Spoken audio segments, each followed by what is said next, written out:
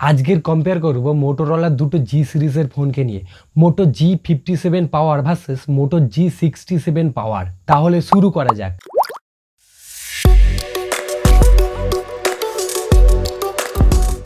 Size ও ডিজাইনের দিক থেকে দেখতে গেলে দুটো ফোন প্রায় এক্স্যাক্ট সেম। দুটো ফোনেই আছে সিলিকন পলিমার ব্যাক ও প্লাস্টিক ফ্রেম, সাথে IP64 এর প্রোটেকশন ও মিলিটারি স্ট্যান্ডার্ড সার্টিফিকেশন।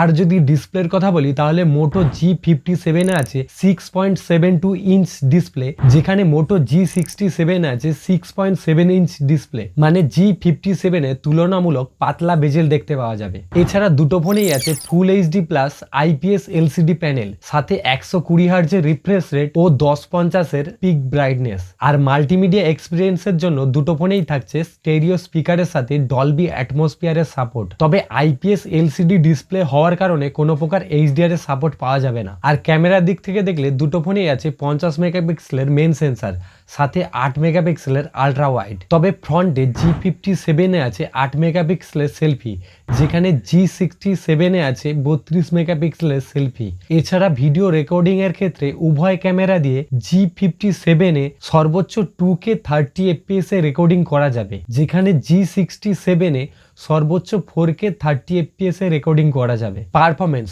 মোটো G57 এ আছে স্ন্যাপড্রাগন 6S Gen 4, যেটা 4 ন্যানোমিটার আর্কিটেকচারের উপর বেসড, যেটা মার্কেটে একটা বাজেট সেগমেন্টের নতুন প্রসেসর। সাথে LPDDR4X র্যাম ও UFS 2.2 স্টোরেজ, যেখানে মোটো G67 পাওয়ার আছে স্ন্যাপড্রাগন 7S Gen 2, যেটা 4 ন্যানোমিটার আর্কিটেকচারের উপর বেসড, যেটা 3-4 বছর পুরনো একটা মিড রেঞ্জ বাজেটের প্রসেসর। সাথে LPDDR4X র্যাম ও UFS 2.2 স্টোরেজ। এছাড়া দুটো ফোনেই আছে সিলিকন কার্বন টেকনোলজির 7000 mAh এর ব্যাটারি, যেটা 33 ওয়াটের চার্জিং সাপোর্ট করবে। এছাড়া কানেক্টিভিটির দিক থেকেও দুটো ফোন প্রায় সেম। সফটওয়্যার মোটো G57 পাওয়ার আসবে অ্যান্ড্রয়েড 16 এর সাথে, যেখানে মোটো G67 পাওয়ার আসবে অ্যান্ড্রয়েড 15 এর সাথে। আর দুটো ফোনেই 1 বছরের মেজর OS আপডেট ও 3 বছরের সিকিউরিটি প্যাচ পাওয়া যাবে।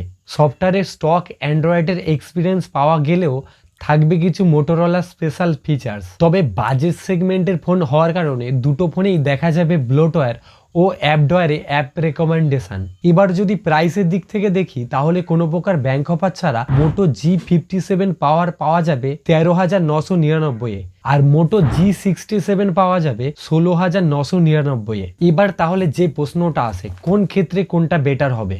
যদি কারো একটা পারফরমেন্স ওরিয়েন্টেড ফোন দরকার হয় বা 4K রেকর্ডিং এর প্রয়োজন হয়, তাহলে তাদের জন্য G67 বেটার। আর কারো যদি সফটওয়্যার এক্সপিরিয়েন্স প্রায়োরিটি থাকে তাহলে তার জন্য G57 পাওয়ার বেটার হবে, কারণ এতে একটা মেজর OS আপডেট বেশি পাওয়া যাবে। আজকের এই পর্যন্ত ভিডিওটা কেমন লাগলো কমেন্ট করে অবশ্যই জানাবেন। দেখা হচ্ছে পরের ভিডিওতে।